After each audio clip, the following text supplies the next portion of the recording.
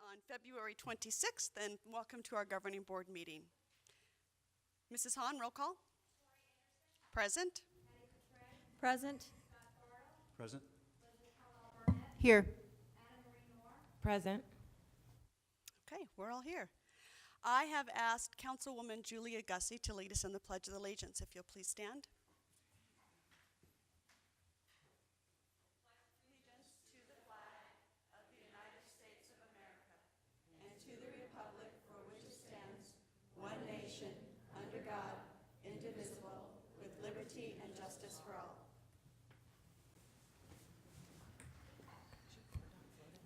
Thank you, Councilwoman Gussie. I appreciate that.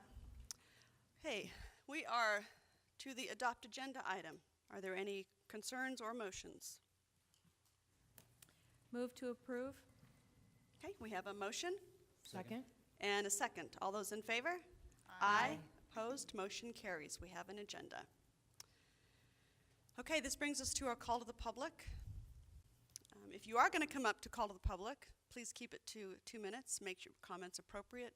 Board members cannot comment or answer questions or concerns. We can direct staff to follow up, so that's why we ask for your contact information. So the floor is yours. Okay, moving on. Ooh, this could be a short meeting. Dr. Chestnut, Superintendent's report. I have several things to report on tonight, and get the slides going here. First thing is Rotary Students of the Month, and I know Alma Farrell is here, and she is going to present some certificates.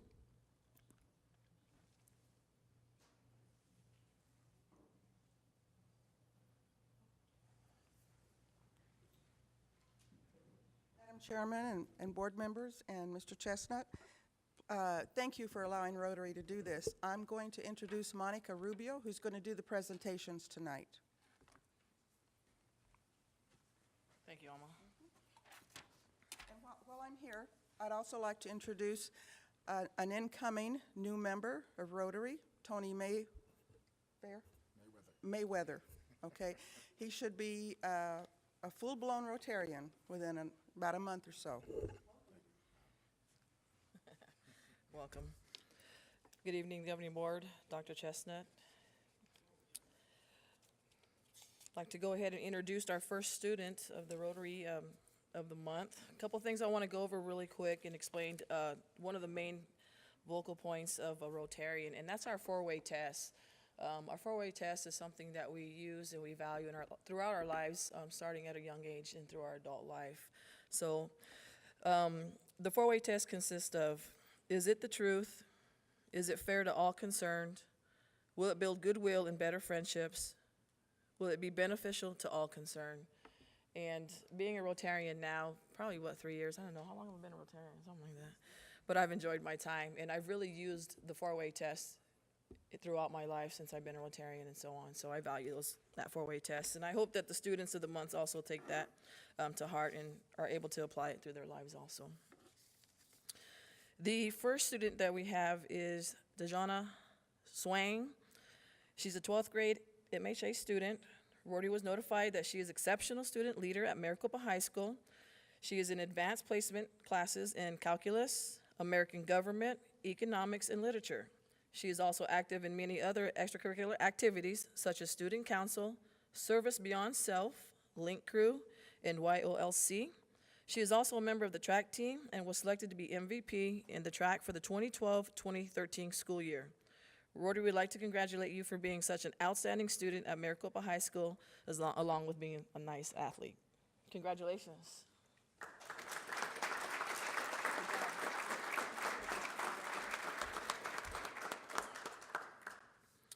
The next student is Andreas Gussie. He is an 8th grade student at Maricopa Wells Middle School. He has a 4.0 GPA this year and is a great citizen. Andreas has participated in baseball and the Future Cities competition at Maricopa Wells. He also plays club baseball and helps coach Maricopa Little League teams. And Andreas has volunteered during the Salsa Festival and Relay for Life. He participates in Maricopa City recreation activities and is a member of Our Lady of Grace Church. Andreas is completing his third year at Maricopa Wells, and they are proud of his accomplishments and look forward to watching him continue his successes at Maricopa High School. His parents are Julia and Kevin Gussie. Congratulations, Andreas. Good job, man. The third student we have is Kevin Catre. Kevin, come on up.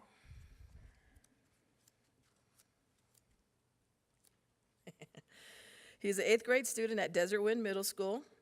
Mr. Isaacson nominated Kevin and reports that he stands out as an exemplary student and an athlete at Desert Winds. He has reported to Rotary that he's an honor student in math and English with a 4.0 GPA, and he's very active by being involved at Desert Winds football and soccer teams.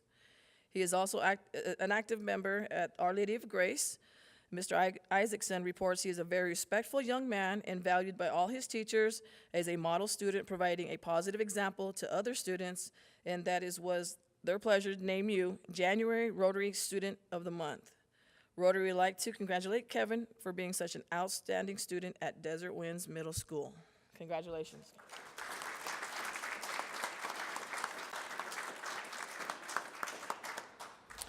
We did have a 4th student. His name is Alan Alcott. He is from Cavett, but we're going to go ahead and recognize him next month per his father's request.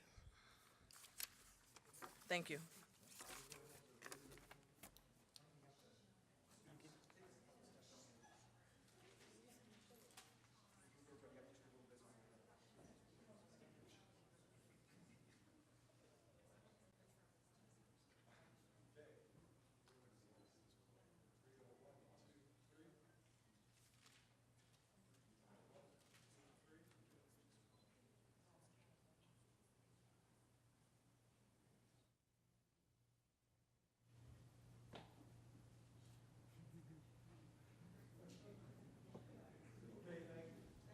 Thank you.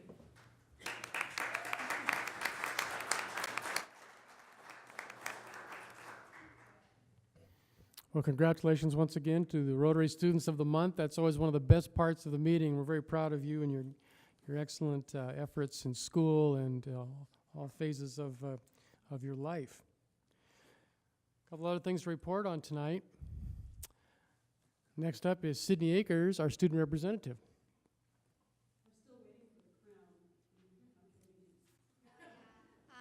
I just got out of the shower, can't go with wet hair. Okay, so we're getting really close to the end of our school year this year. On Sunday, our DECA chapter leaves for state competition, so the kids who qualified in district who won a medal get to move on to the next kind of level of competition. This is where we will present our role plays and also our written events. That is Sunday, Monday, Tuesday. Spring sports just started. Wow, that was a tongue twister. Spring sports just started. Yep. They just started 3-4 weeks ago. Boys and girls varsity both had their first scrimmage against Northwest Christian. The boys tonight are actually at their first tournament at Casa Grande. They play today, tomorrow, and Saturday. And, today, tomorrow, Friday, Saturday. There we go. And then girls tournament starts tomorrow. We play Thursday, Friday, Saturday in Anthem. Hope to see you all there. Lastly, I have for you guys tonight is our 8th graders come to Maricopa tomorrow. So Link Crew has a huge presentation that we've worked out with our admin that we're really excited to kind of show them what Maricopa is all about. Thanks, guys. Have a good night. Thank you, Sydney. And I was telling Sydney that President Anderson and I are going to attend the DECA conference lunch on Monday, so we will check on the progress of our DECA students. So we're looking forward to lots of awards being won like last year. Next up is a report from MUSD Budget Committee. Our co-facilitators, as you know, are Jim Irving and Rick Nielsen. So, Rick? Good evening, President Anderson, members of the board, Superintendent Chestnut. As you know, we're meeting opposite weeks to the school board. We met last week. It was at times a rather lively discussion. The purpose of the discussion was to develop a list of items that the members of the committee feel need to be funded for next year. I debated about presenting you that list, but I thought it might be a little premature at this point. But we do have a list of about 26 items that the various committee members feel strongly about having funding for next year. And we started the process of dividing them into priorities. Had several different thought processes on how that should be done. But we did decide that we would have critical. Just drew a blank on the second one. Essential, thank you, Ms. Coutre. Essential and desirable. And so we went through most of the items. Now those items, that list has been sent back to the Finance Department, to Aaron Roush and Ms. Honeycutt, and they're supposed to be hopefully providing us, if not all, most of those items with a dollar figure attached. And I think that might help with some of the, prioritizing of those items. So, we're progressing according to plan. The next meeting, like I said, will be pretty much the same, just kind of refleshing out those items, but we'll see dollar amounts attached to them. So, any questions? All right, thank you. Thank you, Rick. Appreciate Rick and Jim leading that process for us. We'll be bringing you more information. Well, tonight is Pima Butte's night, and just to give you a preview of some of their excellent staff members, our tradition, as you know, is when each school presents is to recognize one or two staff members as our staff members of the month, and we have two very special people to recognize tonight, and so I want to tell you a little bit about them before I have them come up here, and I think I'll tell you about both of them and then have them both come up at the same time. First of all, we'd like to recognize Jeff Cummins, who is the custodial site lead, as our outstanding, oops, wrong slide, right? As our outstanding classified staff member. Jeff is being recognized for a lot of reasons, and here's a few of them. He works really well with students at Pima Butte. He always has a smile on his face. The students respond very positively to him, and he just does a great job with our students. He also does a great job with our staff, and he strives to meet their needs, very quick to help so that teachers have what they need and when they need it. He's well known for maintaining a very clean campus and takes care of repairs expeditiously. I didn't really come up with that word, but the Pima Butte staff did, and that's a good word. He goes above and beyond the call of duty on a regular basis and goes out of his way to make sure that things are done well. And unfortunately, Jeff is retiring, and I believe Friday is your last day, isn't that correct? The 14th. So we are losing Jeff to retirement, but it has been our pleasure to have him. So congratulations, Jeff.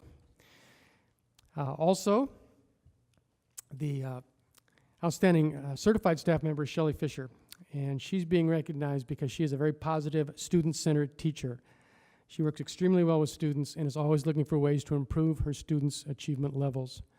Over the years, she's contributed greatly to the success of Pima Butte. She's known as a staff team player and very involved in a number of committees. And she's on the MUSD team committee, the Pima Butte Site Council, the Pima Butte Student Assistance Team, the Academic Focus Steering Committee. She helped with Maricopa Cares Committee last year. I had a chance to work with her on that committee, and she just does a great job in that regard. Also very involved in professional development opportunities, and she participated in Thinking Maps professional development this year, the Kagan Seminar this year, the BT, Beyond Textbooks 103 workshop this year, and then will participate in the professional learning community professional development in April, and is well known for being an exceptional teacher. So I would ask you to join me in congratulating Shelley Fisher and Jeff Cummins. If you'd come on up.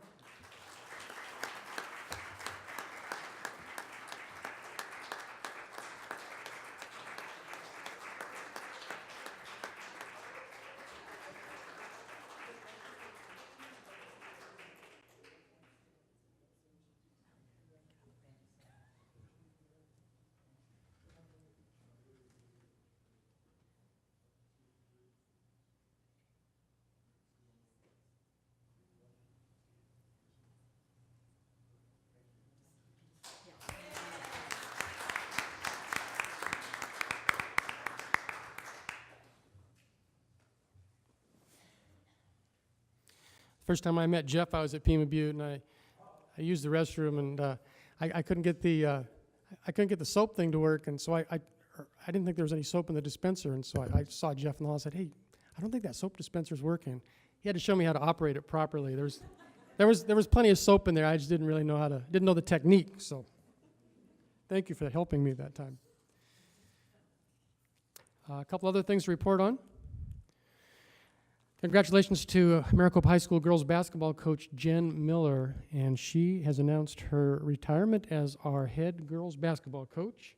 After 9 years, 7 playoff appearances, including this year, the girls made an appearance. They did lose their first playoff game, but it's an accomplishment just to be at that level. I believe they were ranked 24th in the state on that power rankings going into the state tournament, so we're very proud of their efforts this year.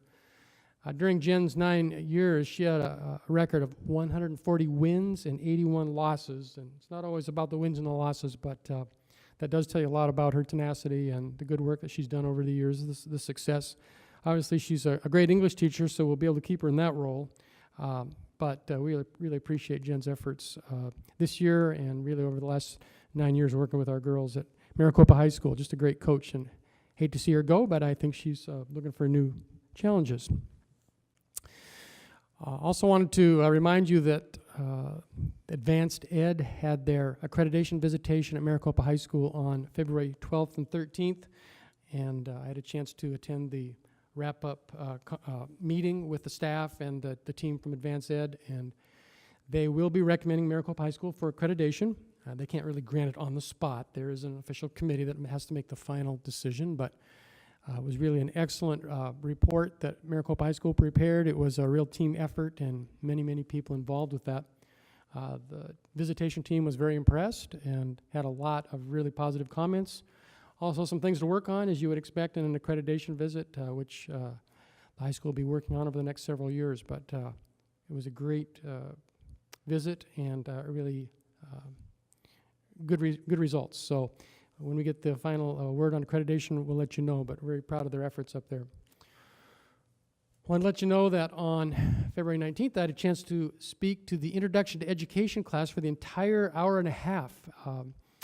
It's actually a satellite class through Central Arizona College, so there's like 30 students in the classroom, but at multiple sites, including the Maricopa site, which was where I was, and then by 2A interactive TV, you get to talk to the entire class, which is fun to do, actually. And I took the time to, they had a lot of questions about charter schools and that kind of thing. We spent most of the time talking about that, but this is one of their first education classes as college students, so I made a big-time pitch for them to consider working for Maricopa Unified School District in about 4 years when they finish. And so there was one Maricopa High School graduate in the class, so that was kind of fun to see her there. And it's fun to see, young people getting ready to think about a career in education, and we're going to try and get as many of them to think about Maricopa Unified as possible.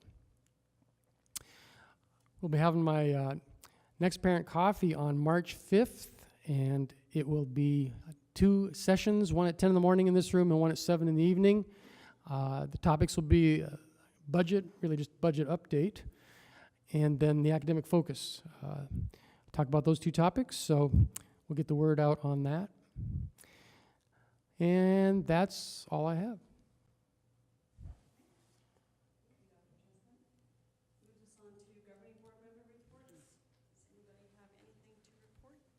I actually have a couple of things, not necessarily to report, but maybe to announce.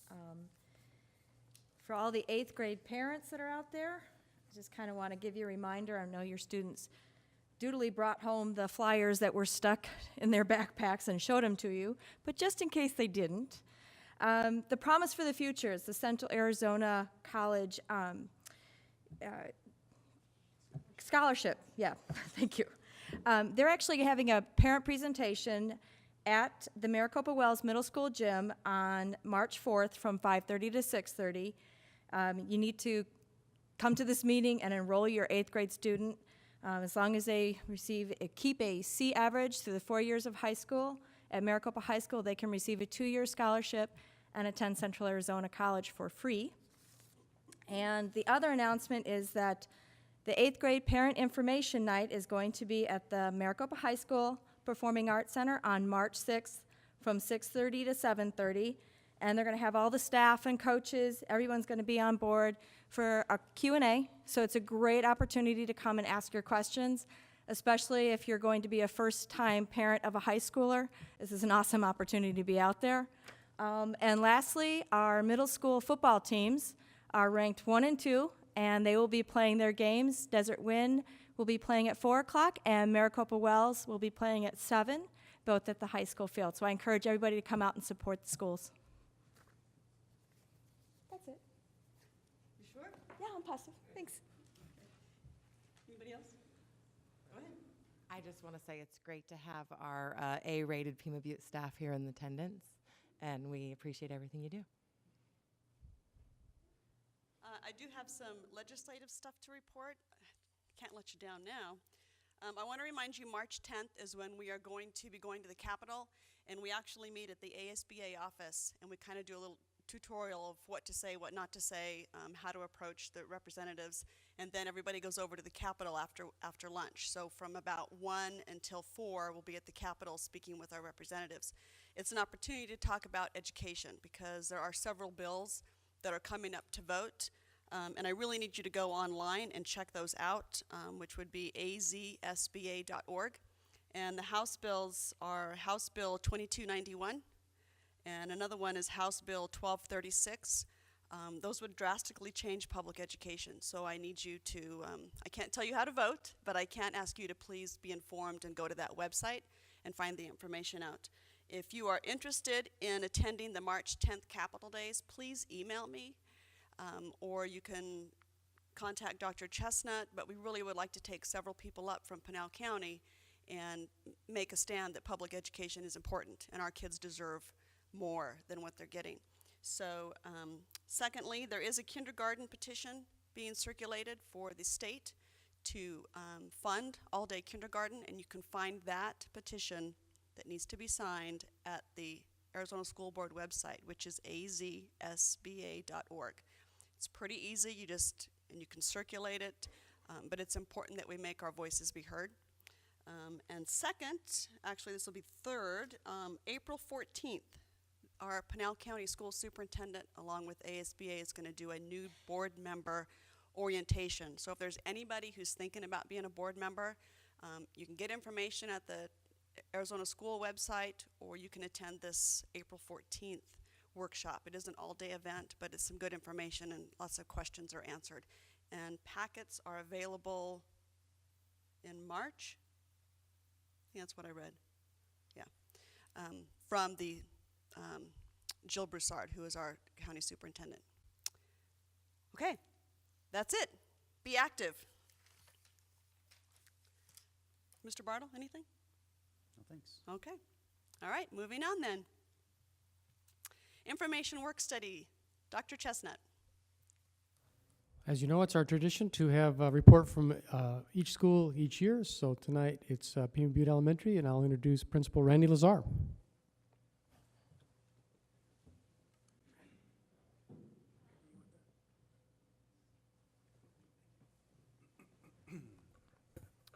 Madam President, members of the board, Dr. Chestnut, thank you very much for inviting Pima Butte to be showcased this evening so we can share all the good things that are going on at our wonderful school. And I'd also like to thank the Pima Butte staff who came this evening to share in this presentation.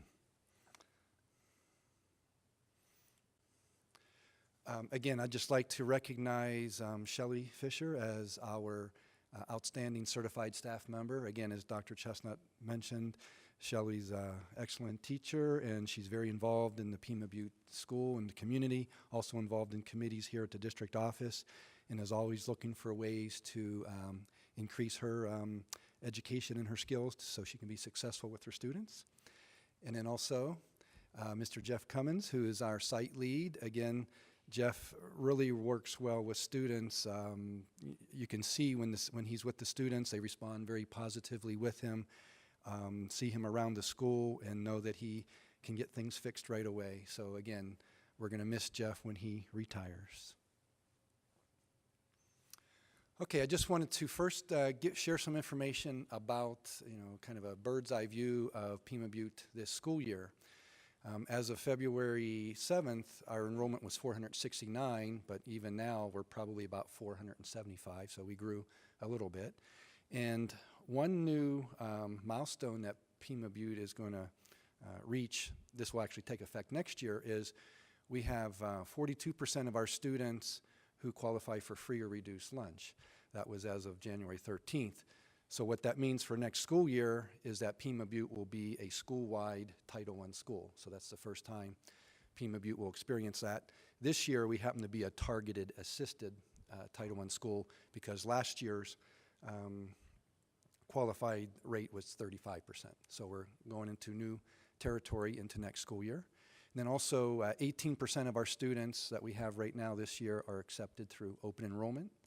And then just one interesting fact about our 5th grade students is that 1/3 of them attended Pima Butte since kindergarten. The reason why I put that up there is that with our 5th grade class, as well as with some of our other grade levels, we've had an influx of students at different grade levels. So we haven't had students with us from kindergarten all the way up through 5th or 6th grade. So there's been changing of students over the years. Now, in terms of our Galileo data for math, we've had pretest, benchmark 1, and benchmark 2. And this week and next week, we're actually testing for benchmark 3. So hopefully we'll have our scores shortly after spring break. But overall, we're very pleased with how our students scored so far this school year. We are with the number of our grade levels, we're above 80% or up into the 90% range with meets or exceeds. However, we did notice by looking at the results that we wanted to make some adjustments in 2nd grade and also some adjustments in our 5th grade class. So in terms of our 2nd grade class, after we saw how the scores were coming in, we made some changes after our winter break with how we're doing our response to intervention or our RTI groups with math. Instead of forming our groups based solely on the beyond textbooks formative assessments, we're using our Galileo scores to see where the students fall in terms of falls far below, approaches, meets, or exceeds. And we're also looking at what kind of standards the students are working on that given week. So we have the teachers working with 3 different groups: enrichment, kind of a middle group, and then a reteach group. And again, we're focusing on the Galileo standards for math. And then also we're tying in Galileo quizzes to help prepare the students, not only for the Galileo testing, but also for the Ames testing coming up very soon. And then since we made some adjustments to that, we've been seeing some success with our students learning the 2nd grade math skills that they need to have. We've also been able to do more spiral review, meaning we're reviewing concepts that were already taught. We keep adding that in and reviewing that throughout the lessons so students keep all that information fresh in their minds. Now also what's different about this school year, and again I'll go into this in the next slide, but for all of our schools, the beyond textbooks is a new thing for all of us to learn. So we're all on a steep learning curve on how to implement that into our classrooms. So it just took time to learn the BT approach, and then also just the level and the depth of rigor that's involved with that. And also earlier in the school year, the way the calendar was set up, there really wasn't a whole lot of spiral time or review time for the students. And then also we just noticed with our 2nd grade that the students need to work more on their number sense and on their place value. So again, we recognized those things, we saw that in the data and started to make those changes and add the supports where we needed that. Now in terms of 5th grade, again, we have 3 5th grade teachers. They all meet as a group once a week. They discuss their assessment data. We offer tutoring before and after school, and you'll see we do that for our other grade levels as well. Our academic coach, Mrs. Dion, provides a lot of assistance and supports to our classrooms. And then once we get our new Chromebooks, which should be any time now or by spring break, we're going to have some of our 5th grade students and some of our 6th grade students use the IXL math software just to help sharpen their skills so that they learn those math concepts. And again, at the 5th grade level, we have 3 different RTI groups: the enrichment group, the middle group and then a reteach group, and that changes each week based on how the students are performing. And also we have the teachers creating Galileo quizzes just to get the students used to that testing format. Now, before I go on to the next slide, any questions on the data for Pima Butte? I just want to clarify. On the 5th grade, benchmark 1 and benchmark 2, the second benchmark, was that testing different Yeah. concepts? Yes, yeah, as we've discussed, or you've heard in the other board meetings, you know, the pre-test is on all this skills. Then benchmark 1 is on certain math concepts, and benchmark 2 is on other math concepts. Probably for the 5th grade, for benchmark 2, the area that the students struggled with dealt with fractions, multiplying fractions, and all the different things you're working on with fractions. So they just had to regroup and retool how to work on that. Yes. Yeah. Yeah, and again, when we test on, or as we're testing on benchmark 3, again, it's going to be a set of different concepts and skills. Then the post-test will be pretty much the pre-test again on all the 5th grade skills or all those grade level skills. But then when they go to 6th grade, they'll be tested on different, the benchmarks will be different. For the Okay. the 6th Right. grade level curriculum. This 5th grade, when they're 6th grade, they're going to be different. Yeah. Yes.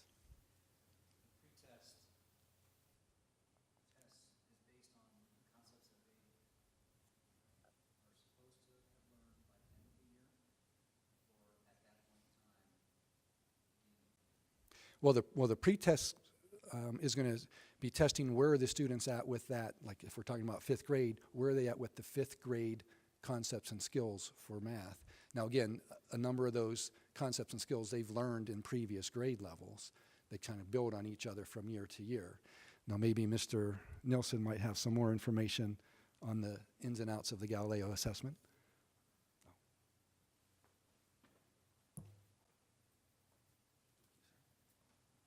Good evening again. The pretest is, except for 1st grade, because not all students go to kindergarten and that type of thing, they're made up, they're approximately between 60 and 80 questions is the length of an average pretest. About 50% of the standards covered on the pretest were supposed to have been mastered in the prior year. And then about 50% of the standards on the test are standards that they have not yet been taught yet. And the idea of this is to get a general idea of what we call their developmental level. And then that's what we had in the previous years, been able to track their progress throughout the year. But because of the change to the BT assessments this year, we're not able to necessarily track growth. That's why you're seeing reports showing the meets and exceeds, because we're showing trend data there. You know, kind of like how many kids got A's on this test versus A's on this test type of thing. But then on the post-test is 100% standards that were covered in that school year to see how they have grown and mastered everything over the course of the year. So as far as teacher evaluations, principal evaluations, and that type of thing, we'll be comparing the growth between the starting point on the pretest and then their ending point on the post-test. And our vendor, Galileo, has provided us with what should be the expected growth for the average student between those two administrations. Is that? Okay, so the phenomenon that we have in 2nd grade, whereby the pretest is higher than both benchmarks 1 and 2, is a result of the fact that half of the pretest is from in this case, 1st grade concepts. Yes. So benchmarks 1 and 2 are not, they're a subset of the pretest, but not in its entirety. That would be a very good way of saying it. Okay. And then we do expect generally to still see a growth in the number of meets and exceeds as they move through the series of benchmarks. But it could be on that 2nd grade test that, there was one question for each standard. They were probably a lower level complexity or depth of knowledge, whereas then when you get into these benchmark tests where they're very specific, there might only be 3 or 4, maybe 5 standards on that test, and they might have anywhere from 5 to 8 questions on that one standard with varying levels of complexity or depth of knowledge. So it gives us a much better indication of the student mastery. And as Mr. Lazar has said, and you've heard from the other principals, that gives the school administration and teachers very specific information as to whether or not a student has mastered that standard. With the pretest, it's to give us a general idea or base level where they are. But it is entirely possible if there's one question and there's 4 possible answers, you do get into a situation where there might be some, well done guessing, that is reflected in there. But the people that are much smarter than I am that design these tests and then analyze the scores, they do have, kind of a quotient for what they call the guessing factor. But it could be that pretest was easier in nature than that first benchmark. That's why we saw that drastic drop off, and then we're starting to see them go back up. Or that they had the first grade concepts down pat, and they just did not have the Correct. second grade concepts right? Correct. Okay. And that's what the teachers do with those pretests. In addition to giving us a starting point for measuring their annual growth, it also gives the teachers and school administrators an opportunity to go back in. If you have a kid that gets between 90 and 100% on a pretest in second grade, you might want to think about, should the student be put in a more aggressive track? If a student is testing in the 30 or 40 percentile, maybe the student needs to have some remediation to get them back on track. And they'll also look back at the prior year testing to see if there's any discrepancy. Because you do have situations where kids just have a bad day. We throw this test at them, they may or may not have known ahead of time that it was coming, and they have good and bad days on that. I had a lot of bad testing days in my career. Any other questions on that while I'm here? All right. Okay, some of these things I already mentioned, but in terms of the interventions that we're doing, we do the math RTI 4 days a week for 30 minutes a session, and again, that's done at each of the grade levels, and typically there are 3 different staff members that are working with each grade level, usually maybe 2 reteach groups and an enrichment group, or it could be 2 enrichment groups and a reteach group, or a reteach middle and a higher group. So it just depends on the grade level and where they're at. Again, at the various grade levels, we're offering tutoring before or after school. Again, I mentioned we'll be implementing the IXL math software for 5th and 6th grade students very soon. We have the weekly grade level team meetings to go over their data. Again, a lot of assistance provided by our academic coach, Mrs. Dion, and then also targeted assistance provided to our Title I students. Now, in terms of the challenges or changes for this school year, again, as I mentioned before, all of our staff are learning how to implement beyond textbooks. And then also what we found with beyond textbooks is that the pace was much different than what we were used to before in terms of the calendar and how long you spend on each of the math concepts.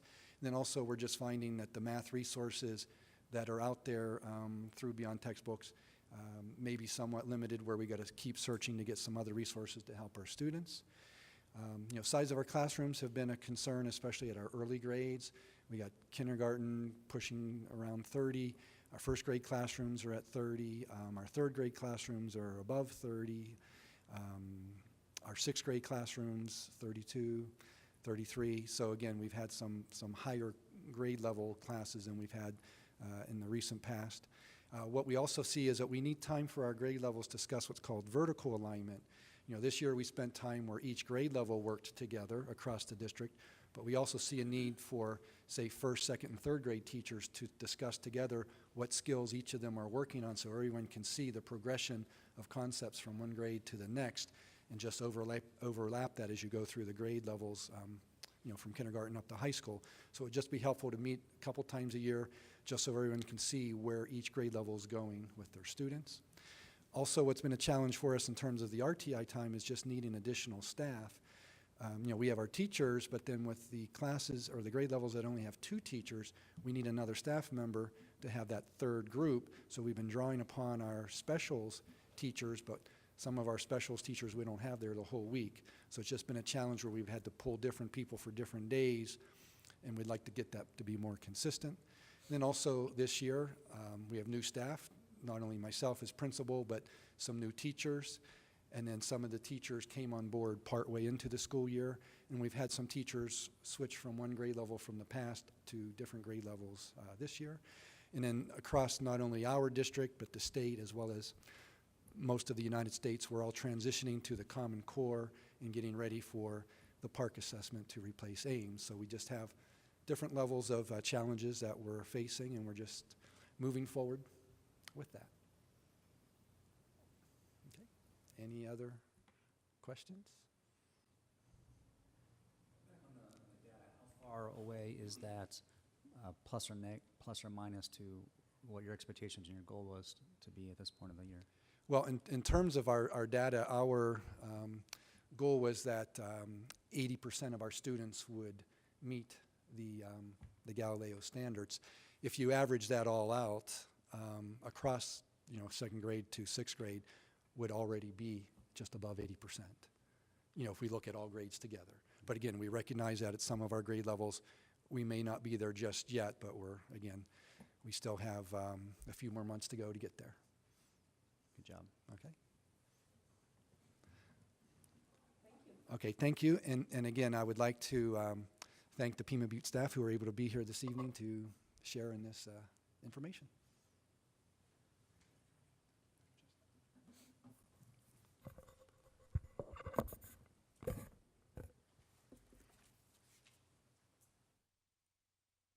Okay, item 5B, Mr. Roush, that would be you. Review the monthly financial report for January 2014.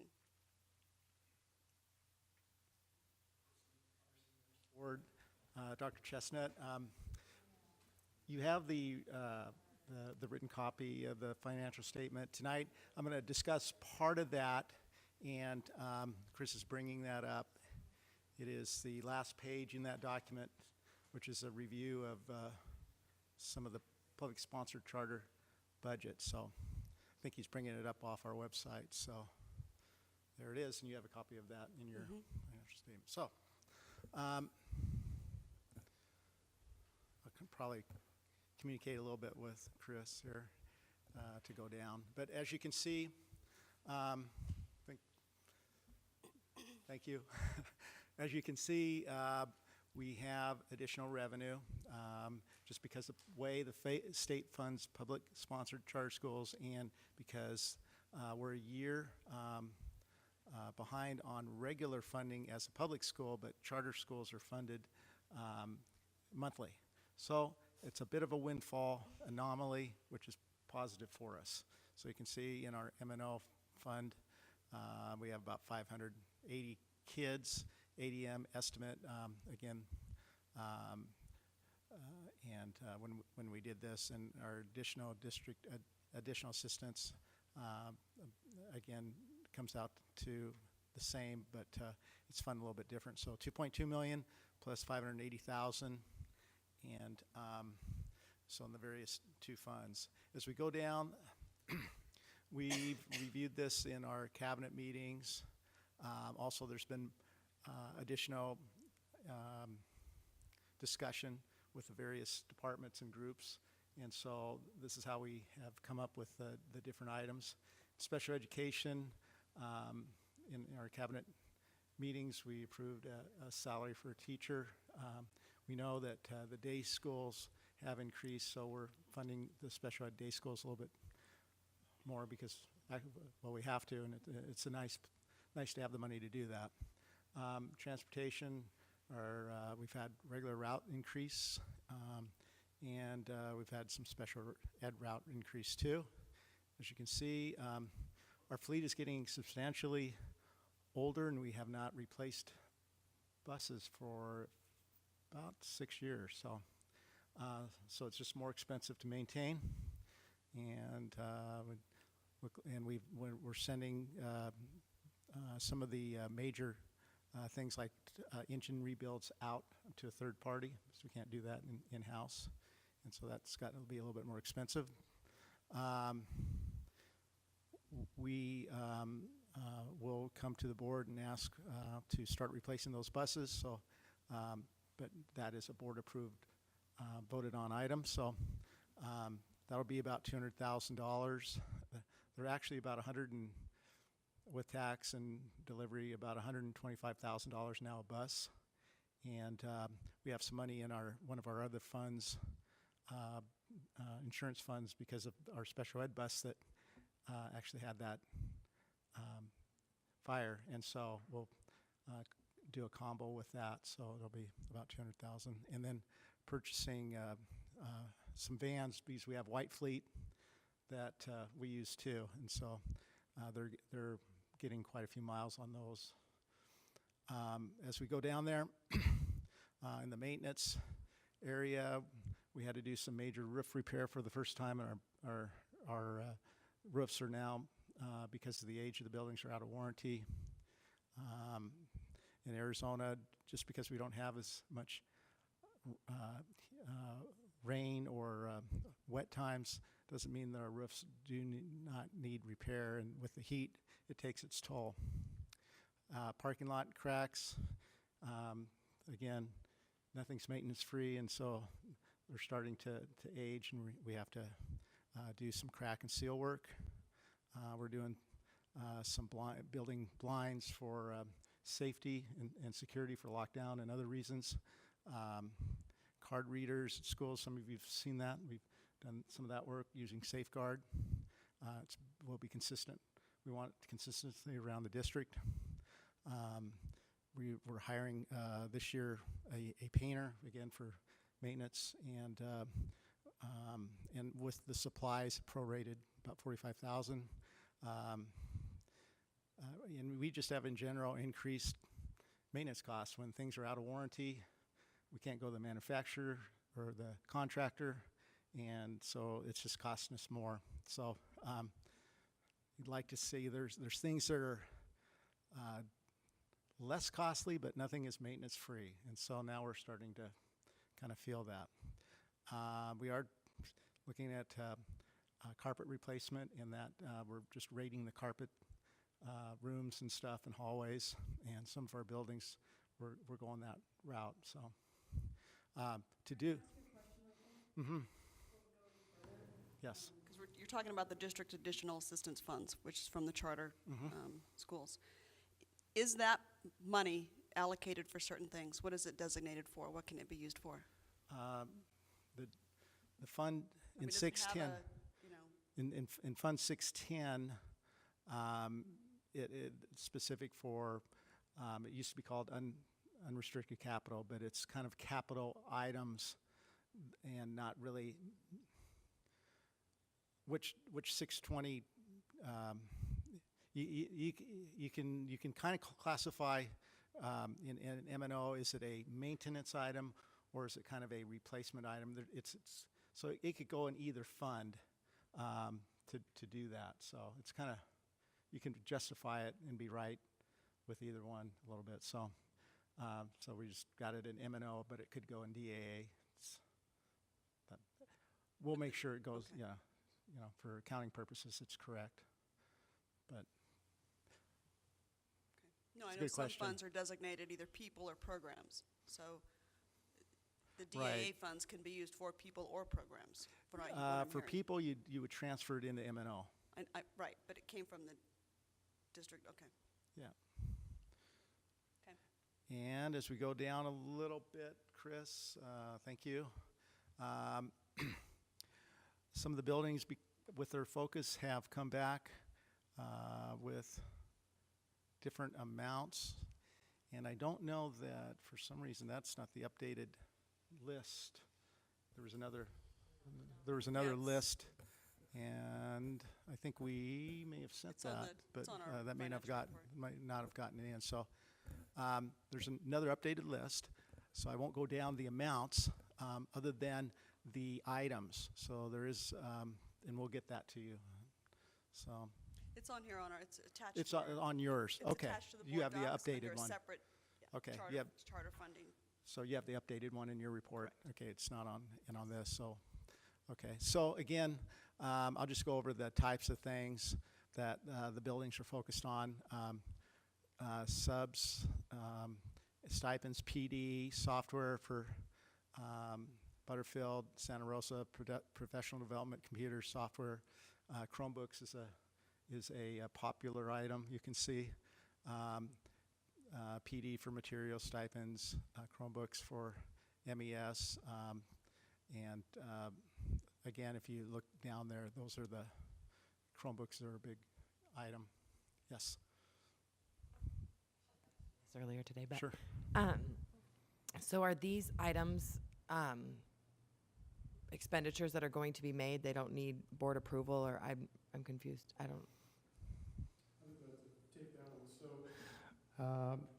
We are working on these building budget requests. The idea is that we want to have our 9 schools prepared for their academic focus. So this is really an update on our expenditure plan, and it's still in draft form. And there's still some work to be done. Some of them are too high, some of them are too low. Or not that our goal is to have them all exactly the same, but there needs to be some rhyme and reason to it. And so we're working on that. Technically speaking, the board approved these expenditures when the expenditure budget was approved in July. It was updated on the revision in December, but I should say the revenue was approved. We didn't really have a defined expenditure plan. And so this is the defined expenditure plan, and it's getting closer. So technically, no, we won't bring that back for board approval.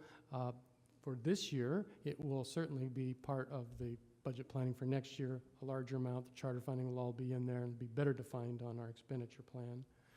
So there are some things that do require board approval, though. For example, if we decide to spend $200,000 on buses, that's something we do need board approval for, but that would be the exception.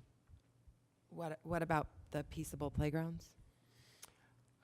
Same idea, right? So that's something that we think can support the elementary schools in particular with this whole idea of student discipline and that kind of thing. So would that, it's because it seems to be a low amount, would that be for all elementary schools or just? Well, that's what's so great about peaceable playgrounds. There's no staff costs in there. You know, the Arizona Playworks was kind of the Cadillac program, which came with a staff member at each school. Mm-hmm. And so it was much more expensive. So that would represent the training cost for the entire district for the year.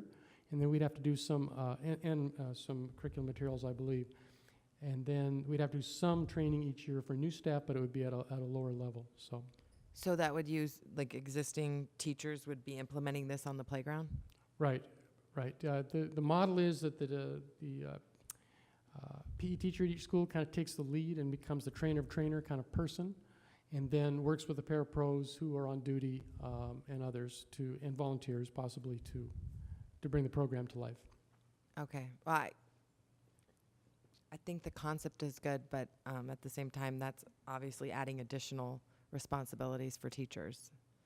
So I think we need to look at that. There is some work to be done. I recognize that, yes. We're not, the plan is not totally in place, but yeah, we're moving forward slowly on this. And then my only other comment would be, I know they've been revised from that, and I think the revisions are definitely a step in the right direction in terms of the building budget request. But it just seems that when we provided amounts for the charter funds for each site, we did it on a pure per pupil basis. And I think the building budget request should be very similar to that, because it just doesn't seem fair that one site would get substantially more money than another site. It you know, district-wide, it needs to, I think that it needs to be very close to the per pupil levels. Yeah, I don't know exactly where we're going to end up. Obviously, we want to just purchase important things that are needed and wanted. And you can see that we're kind of headed towards a figure of about $30,000 for elementaries. We're still working with MES. We're not exactly sure where we're going to end up there, but they do have different things that they're emphasizing. Technology is kind of a theme for a lot of them, but yes, we're trying to make it have good rationale for each school. That's the goal, and not so much locked in on the per pupil. We didn't want to do it that way on this round because we just recognize some schools might have different needs, but we're trying to strike a balance there. Yeah, I would just encourage to striking the best balance possible and considering pure pupil numbers at the forefront. And I understand, you know, everyone has different needs, but you know, looking at this, if I was one of the other elementary schools, I'd go back and revise mine and say, oh, wait, I need some more things too. I mean, everybody needs more things. So it just seems that some of the schools are extremely out of line. So. Add to that, I think to Dr. Chestnut's comment about different schools having different needs based on their academic program, the same goes true for our facilities. Some facilities are newer than others, and as such will require less maintenance costs and so forth. So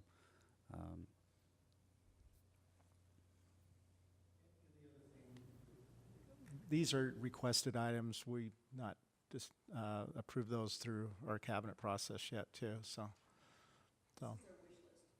This is our wish list right now. So. And if we can move down a little bit. Again, point of that, Aaron, is that each principal in cabinet is part of that process to arm wrestle and lobby for their own best interests, right? Yes, the actual wrestling team is myself and Krista and Wade are on one side of the table, and then we wrestle individually with each principal. And I should say, in a very positive way, we just discuss the request. But at the same time, we are the, we have the final responsibility for the budget for the school district, and we have a responsibility to all students to provide them equal opportunities. And so that's where I'm coming from on that.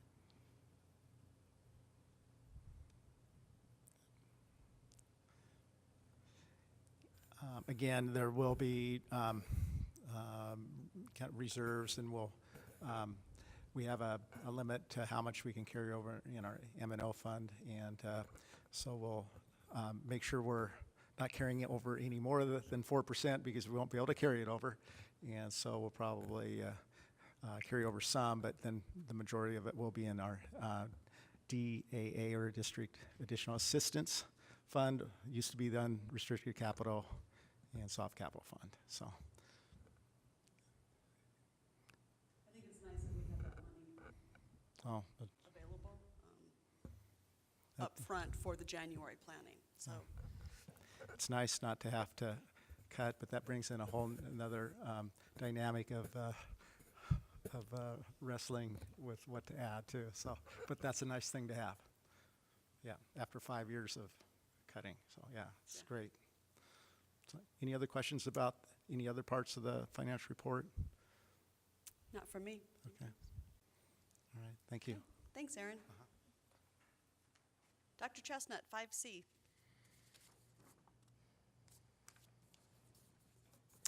Five C, we have another slide for that. Christian is putting that up for us.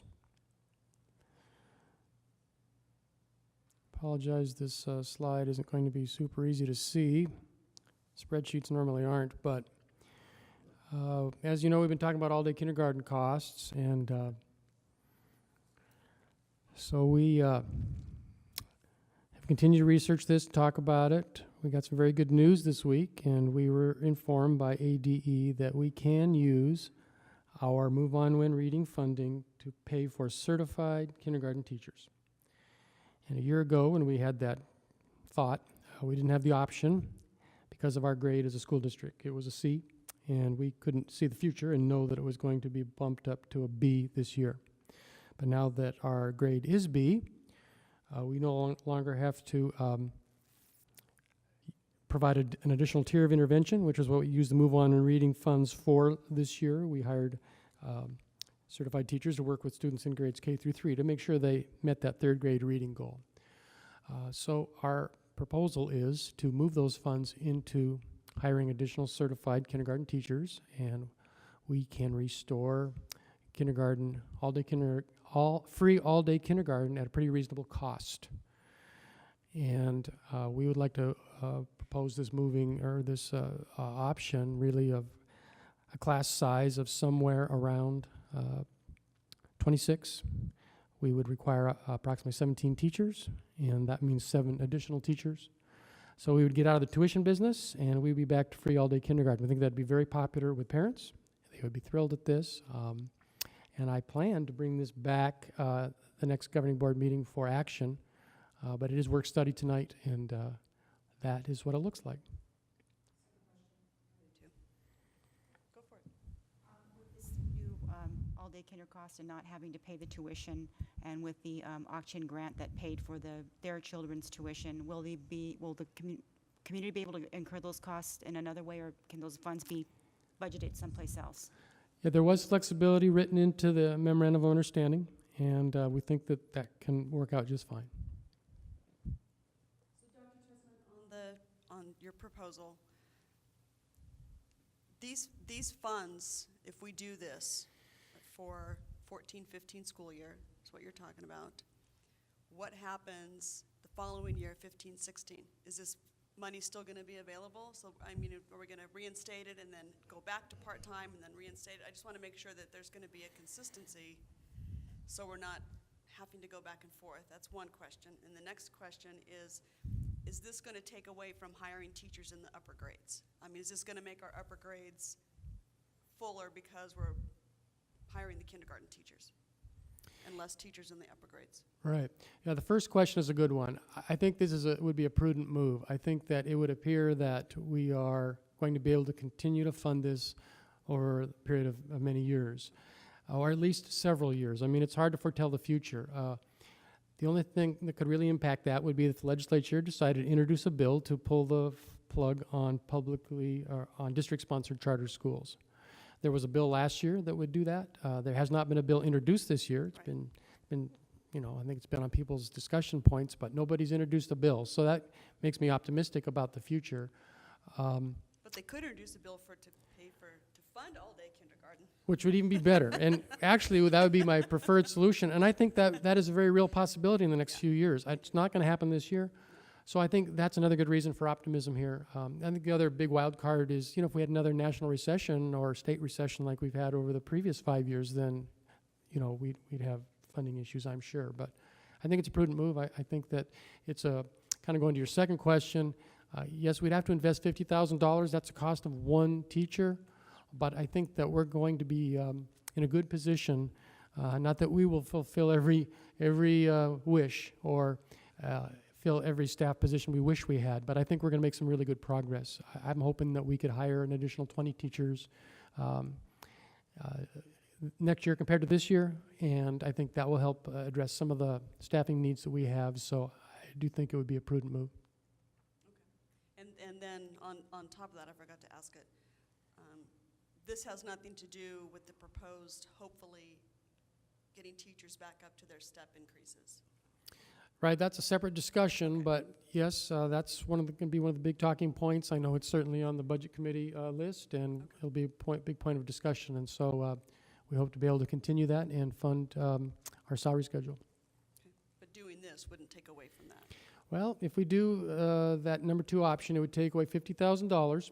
But I do think that in the scheme of things, as we write our $30 million budget, I think we're going to be able to make it work.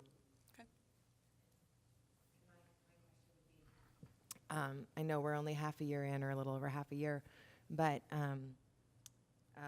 have there been any negative effects in testing for kindergarten in the move to half-day versus full-day? You know, I'm not really up to speed on that. Randy, do you have any thoughts on that question?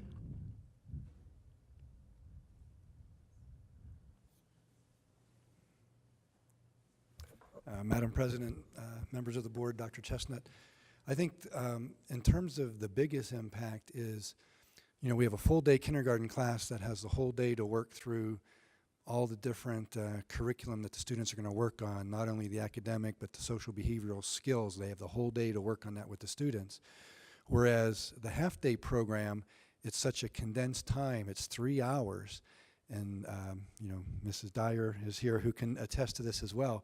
She has 3 hours to work with the students on teaching them the same reading, writing, and math concepts, as well as the social and behavioral skills. And that's just condensed in a 3-hour time block where it's just a very heavy grind. Whereas the all-day class, you can stretch out the time you spend on each of those, you know, curriculum areas, so you have the kids a lot longer during the day. So again, you know, the impact is that it's just rushing through and trying to get, you know, 30 kids to get to a certain level with their skills, compared to the full day class that has more time to work with the students. So I think the overall impact is just the amount of time and trying to cram all of this in such a short window of opportunity. Yes. And I mean, obviously, I would agree with that assessment. I don't know how this works with call to the public or just we're discussing this item. I know Ms. Dyer has some really good information about the impacts on reading, on the level of where her students are at reading. She taught full day last year and half day this year, and where she's been able to get her half day kids this year is not anywhere near where she was able to get her full day kids last year. And so, I mean, obviously, testing or not, I guess we don't have those numbers, but just in her experience going from one to the other, I know it's been pretty drastic. So I think it's worth $50,000 for sure.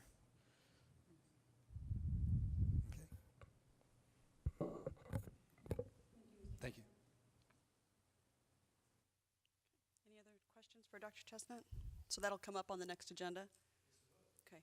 So can you just reassure me when it comes up on the next agenda that we're making sure we're not going to penalize the older grades? That it's not going to affect? I'll be happy to do that. Thank you.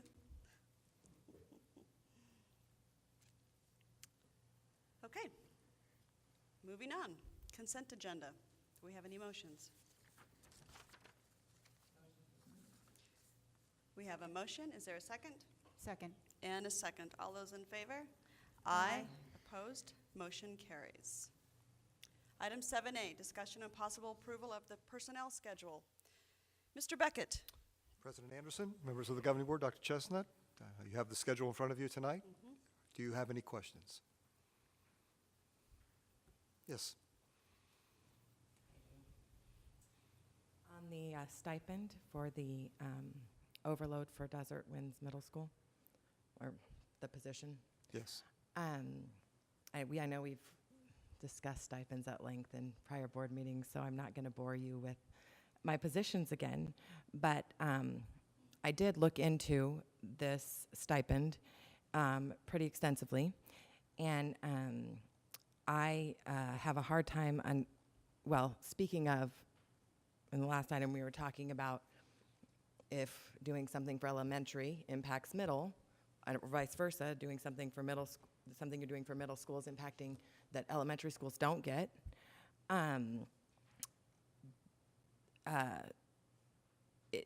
It just seems to me that with this particular situation, the class sizes that this teacher is teaching are very low, and nothing against this teacher personally, because it's, you know, my position's on stipends. I think that it needs to be definite. There needs to be a policy. There needs to be some sort of way that we can assess these across the board, so that we're not just rewarding some and not others. But especially in this situation, you know, when I think about stipends, when you think about a math teacher at Desert Winds who has, you know, upwards of almost 40 kids, 5 periods a day, teaching math, which is very rigorous. Obviously, they're not going to be in quite the position to take on an extra class and the overload stipend because they have just, you know, a more rigorous class environment, higher class numbers, and, you know, more to deal with.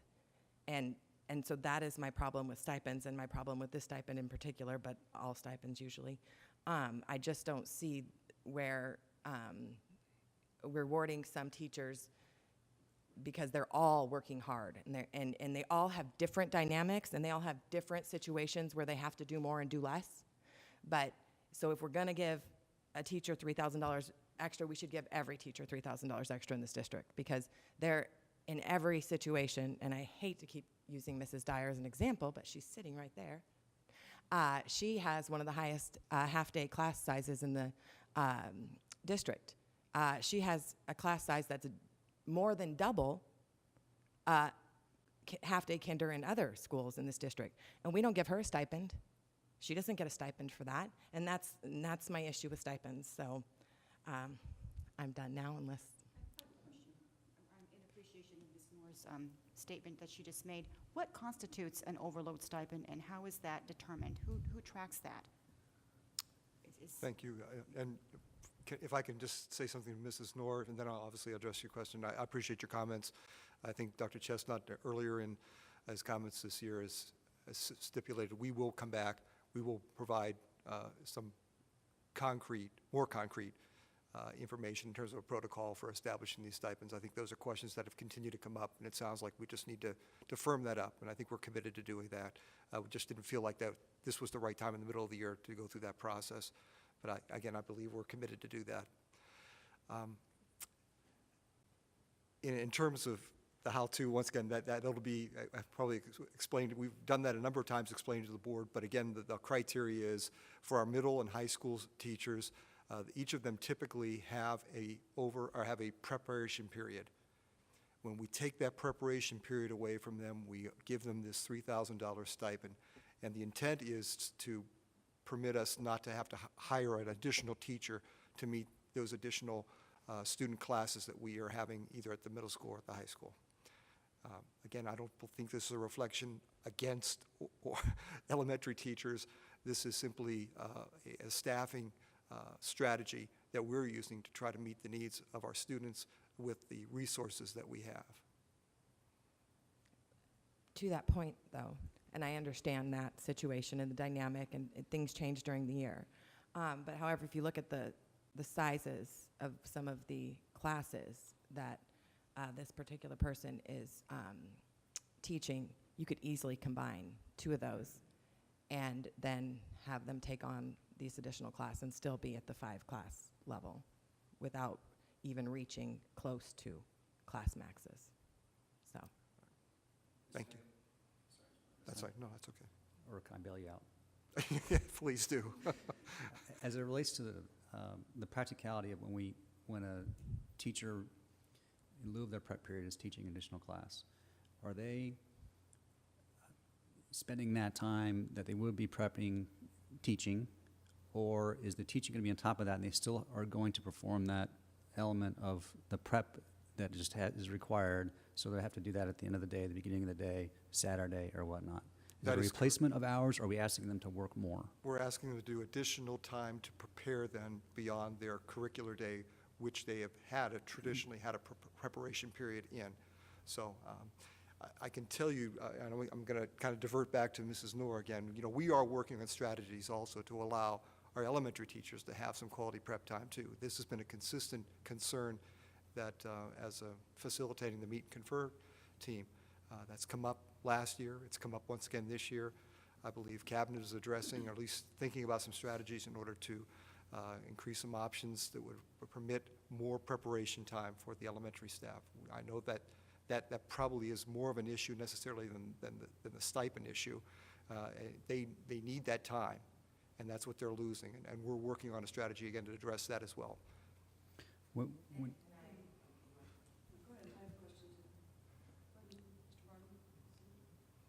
And I appreciate that. And again, like I said, I would like to give all of our staff, all of them stipends. I mean, but equally. And so it's not that I don't want to pay staff or don't want to reward them. I think they're all working hard and certainly not getting paid enough. So that is not my issue.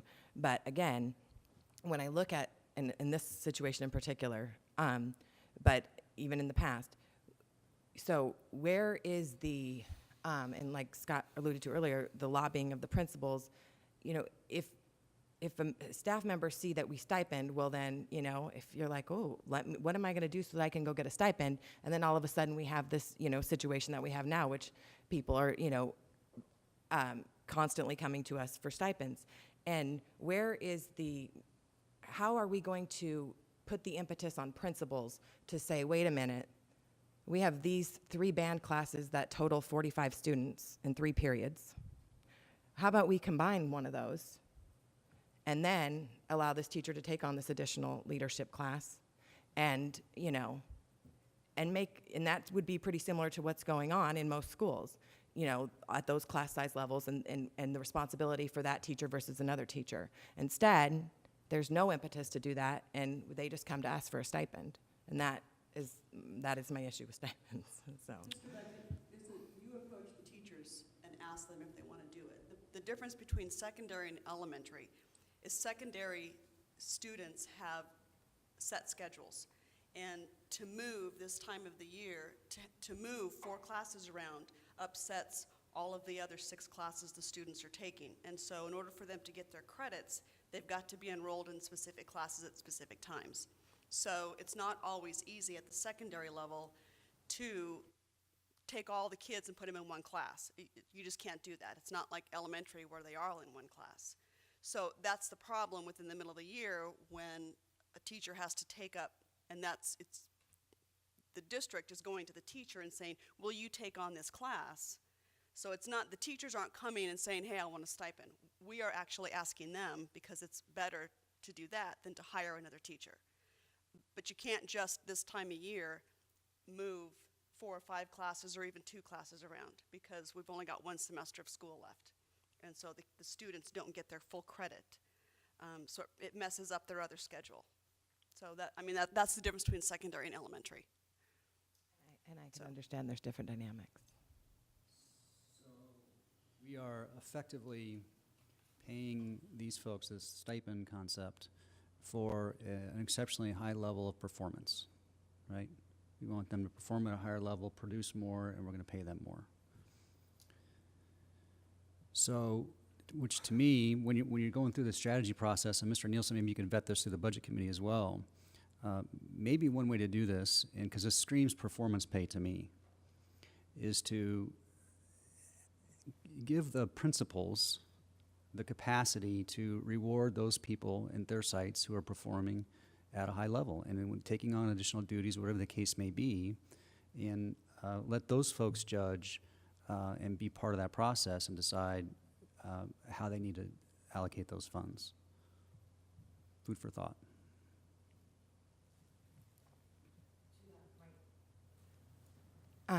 Would you categorize this as performance pay? Because I don't think it's based off of his, no. He's not getting this for doing better than other teachers. No, he's doing a job for us. So. Performance pay, how we have a performance pay? Right. I mean, you could show up at this meeting, or you could call numbers of the cakewalk, or you could do whatever and get performance pay dollars. So I understand that this isn't truly performance pay in that sense, but it's a lot closer to what we currently have. And whether it's wrapped into 301 monies, or whether it's just the monies we currently allocate to stipends, but maybe there's another and a better way to do it. Okay, any questions for Mr. Beckett, or any motions? I move to approve the HR schedule. Okay, we have a motion. Is there a second? Second. We have a motion and a second. All those in favor? Aye. Opposed? Nay. Okay, motion carries. Thank you. Thank you, Mr. Beckett. 7B, discussion and possible approval of the academic focus plans for the schools. Dr. Chestnut.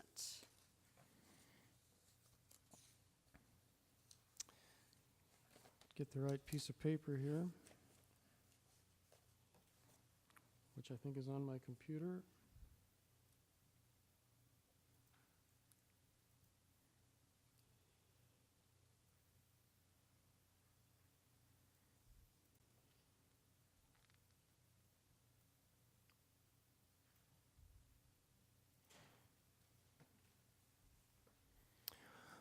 Okay, the document in your packet lists the academic focus areas for each of the 9 schools. And as you know, we've been working on this project since September in earnest, and the principal's done a really nice job of leading this process. We've had good participation. We had approximately 195 parents involved at the 9 different schools, a lot of staff members, and a lot of good discussion.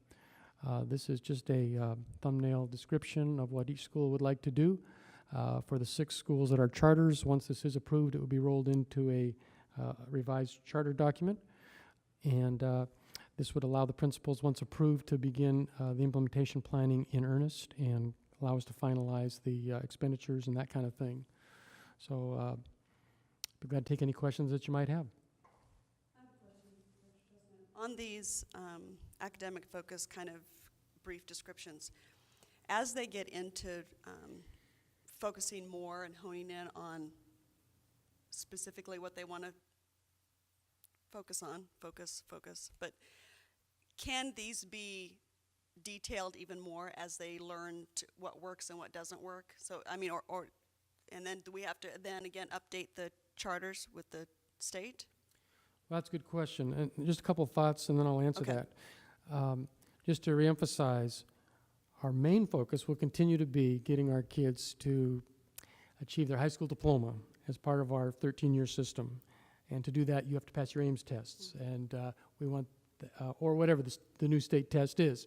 And so we're going to continue to be very focused on math and English language, science and social studies. That will really be continue to be our main focus. But these areas of emphasis, these academic focus areas, will be good supplement to that program. So the thing that I've been reminding the principals, and I think is really quite true, and that is it's really going to take about 5 years to get these programs, I think, to where we really want them to be, to say we really are doing a STEAM academy at Butterfield Elementary that is really quite exemplary.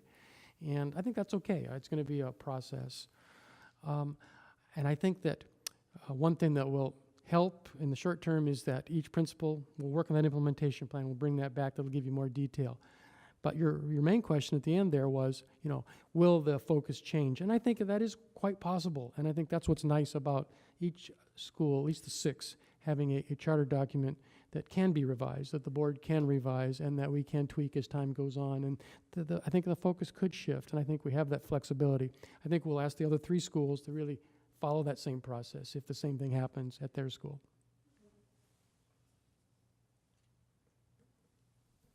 Okay, any other questions for Dr. Chestnut? Okay, any motions? Motion to approve. We have a motion. Is there a second? Second. And a second. All those in favor? Aye. Opposed? Motion carries. You have your academic focus. Discussion and possible approval of the budget proposal for Maricopa High School athletic field improvements. Replace the artificial turf, purchase infill, and grading. Dr. Chestnut. This is another topic that we've spent quite a bit of time on, and I'm kind of guessing that everybody knows the issues very well. Be glad to answer any questions.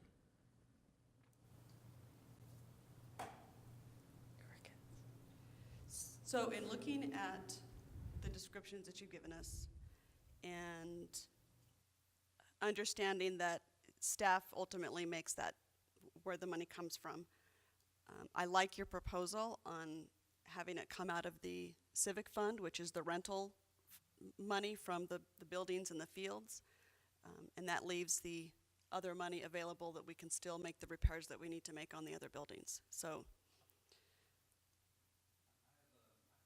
that. I think that the civic fund, as we positioned it when we went through this process of identifying the rates for rentals and so on and so forth, it was all about making sure that we're recovering our operating costs that were required to fulfill those rental agreements.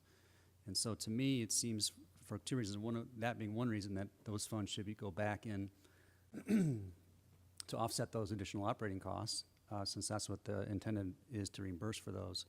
But secondly, our capital funds are much more restrictive than this civic fund. So if we utilize the capital fund, then it gives us more flexibility to use the other monies. And we could still use the civic fund for capital projects, but we can't use capital money for operational projects. So to maximize our flexibility, it seems to me that let's use the most restrictive fund that is applicable. but Dr. Chestnut, you and staff will make that decision. Well, I mean, traditionally, generally speaking, yes. I shouldn't say traditionally. Generally speaking, yes. I mean, if a board member said, let's put that on an agenda item, we could certainly have the board vote on that. And, my thought is that if the board is willing to approve this item tonight, we don't have to make an immediate decision on the funding source. We could move forward with getting contracts in place to get the work done, and then, it could come out of the appropriate fund at the appropriate time.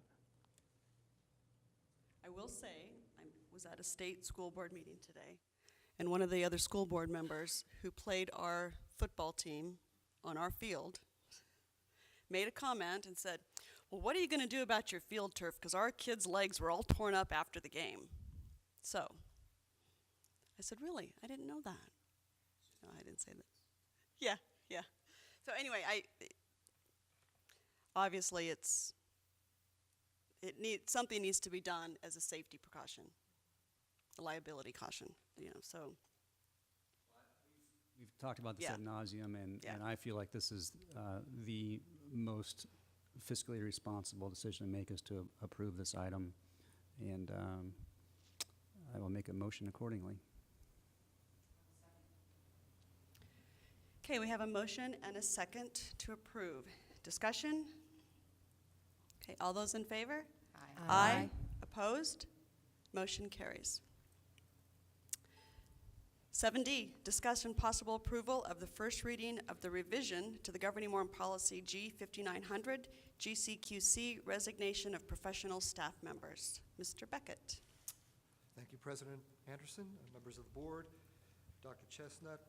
You have in front of you tonight a policy that I was able to receive from the contract attorney for Udall-Shumway, who represents the district. After our last meeting, the comment was made we needed to do some more research. I promised that I would ask the attorney for her opinion. And one of the suggestions she brought back to us was this particular policy from another school district. It is a rural district, represents about a student population similar to ours. I'm assuming they have similar challenges with staff and the retention of them. Everything that is underlined, obviously, is the new portion. Let me highlight a couple of things in there that I believe, I'm hoping, address some of the concerns that I've heard in the past board meetings. First, I wanted to show that the requirements that are going to be laid out in this particular policy are very flexible. The board has the option of either to exercising them, add to them, or take away from them. That language is pretty consistently put in here throughout. So there's a great deal of flexibility this policy will allow in terms of enforcement then for the liquidated damages. I know Mr. Bartle had made some comments about how we determined those things. What were some of the factors that actually went into it? And I believe the 5 bullet points on this particular first page show at least some of the things that are impacted whenever we have a teacher break contract, either before the actual commencement of that contract or during the school year. We do incur costs. There are additional man hours that go into this decision that this employee makes.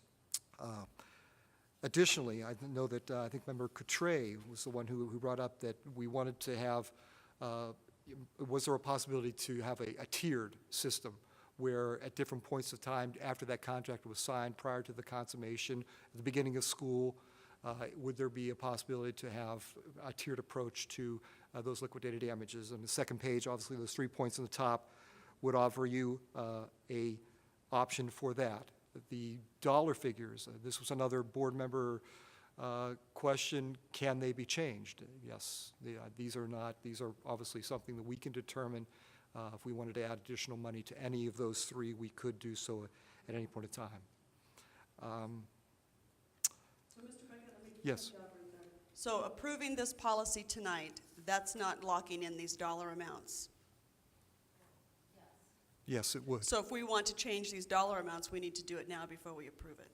That would be correct. Okay, because I would like to change the dollar amounts. And again, this is a first reading, so we're going to bring it back to you again Okay. for a second reading as Okay. well. Mhm. All right.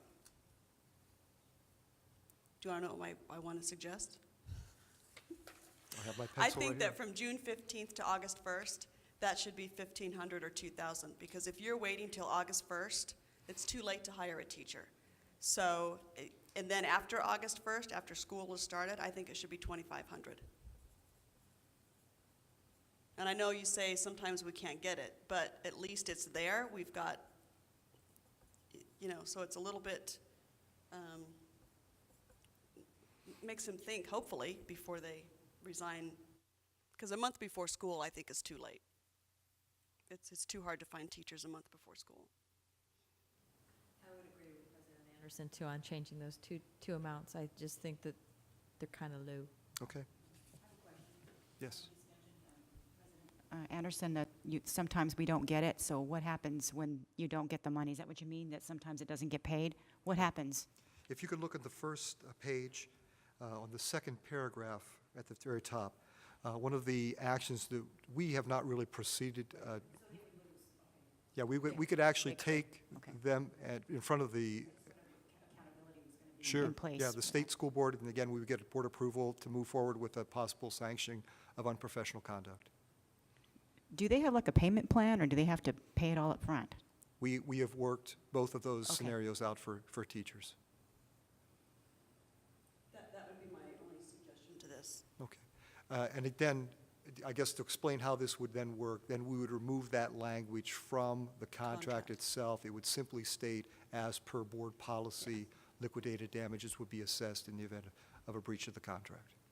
Boy, that makes it so much cleaner, doesn't it? That contract is about 5 pages Yeah. long. Anything we could trim off of it, I think the Right, employees would be very happy about. To that point, I think that's great, but I do think it'd be valuable to make sure that all staff is aware of the policy change whenever it does take effect and what it is, so that they understand that before they sign those contracts. Absolutely. And in fact, actually, Member Nora, that was my intention. Once the board would approve a policy of that, I'll do a loop out to our certificated staff members in particular to make sure they're aware of the new policy, what's in place, how it's going to be enforced. We'll also make that part of our new employee orientation as well. Mr. Beckett, I would consider adding to the contract language that allows us to deduct the liquidated damages from the monies owed on their contract. Okay. If collection is a problem, at least have that. The policy is probably fine where it says district may, right? We can always choose to not. Correct. But make sure the contract gives us the ability to do that. I don't think, and I've stated this before, but I don't think our ability to collect or our lack of success in collecting on these in the past should influence the amount that we charge. The whole point of this, the primary point of this, in my view, is to act as a deterrent and to change behavior and give people a reason not to break their contract and put us in this pickle. And so my thoughts are the same as they were 2 weeks ago and 2 years ago. And that number one, I'd like to have more research about what it is our actual costs are. And there are some of these things that are outlined in terms of employee time, lost opportunity, advertising, indirect costs, recruitment, so on and so forth, which is great. And just even those, to me, that's significantly more than what the amount that we have currently in this policy. And my other comment from a couple weeks ago was that I think these numbers should be higher and not lower. And I still feel that way. There is a paragraph in here, Mr. Bartle, the third paragraph from the bottom, and it says, in the event the board owes the staff member additional salary amounts after the staff member resigns or fails to honor the employment contract, and the staff member consents in writing, the board may deduct the amount of liquidated damages from the amount owed. And that's So what I was it's- referring to. We yeah. need to make sure that the contract language jives with that and gives us the ability to do that as well. So any other proposed changes for Mr. Beckett before we approve the first reading? I just go back to the fact that if the intent of this is to reimburse us for our costs, I still don't have the information that I need to say, okay, these are our costs. And I don't know if it's to reimburse for our costs. I think it's just to have a penalty for wigging out of your contract. right, but right, liquidated damages is Right. we've been damaged and by this amount, and that's the expectation. So, I said my piece. Belabor the point, I do think it is difficult to quantify with a single fee the impact of a teacher leaving in kindergarten as opposed to a math teacher at the high school, and having somebody already in line for that kindergarten teacher and going all year not be able to recruit a teacher into the high school position. The variables are very difficult to be able to ascertain a single figure that would cover all of those scenarios. Now, if we had some formula, and maybe that's what you're thinking about, that would actually go in and try to determine how that impacts that specific situation. And I don't disagree with that. I'm not suggesting that we have a liquidated damages schedule based on the position or anything along those lines. I'm just saying that the costs to the district are significantly greater than what we have outlined, and I think it doesn't effectively act as a deterrent for people to make that decision to cancel their contract. to any other changes besides the one that I asked for? From 1,000 going to 1,500 and the 1,500 going to 2,500. The April 15th, we get the contracts back. The effective date for the contracts, do they all start on the same date? Or is it basically We when they issue, return- when it we gets issue executed? contracts typically at the beginning of May for our teachers, and then a little later on for our classified staff members. I'm not sure I'm understanding the question. The May 1st date is what I'm hung up on. So will all these contracts, they won't all, That is our intent. We try to have everything out about the beginning of May, because we want to have, there's actually a 15-day window once the teacher receives their contract until they need to return it. We just want to make sure that we get the contract before they end their contract period, and they're gone for the summer. It makes it difficult for us to be tracking those down. So that's the intent. We want to get those contracts out to employees early in May so that we get them out before the end of school. But yes, so the May, it could be after. never before.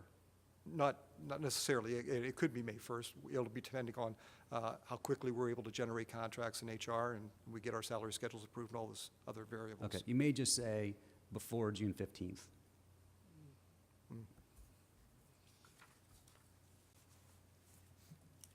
Thank you. That's reasonable. Yeah. Taken out. Is that what you're? So, Okay. So, is there a motion to accept the changes for the first reading, changing the dollar amounts and taking out May 1st on when the first penalty, liquidated damages fee is assessed? Sorry. I will make that motion as President Anderson stated. Second. We have a motion and a second. Any discussion? Okay, all those in favor? Aye. Aye. Opposed? Motion carries. Oh, One nay. one nay. Motion carries. Thank you, Mr. Beckett. Okay, that brings us to 7E. I need approval to adjourn to executive session. Motion to adjourn to executive session. We have a motion Second. and a second. All those in favor? Aye. Opposed? Motion carries. We are now going into executive session. Do we have to take these with or do?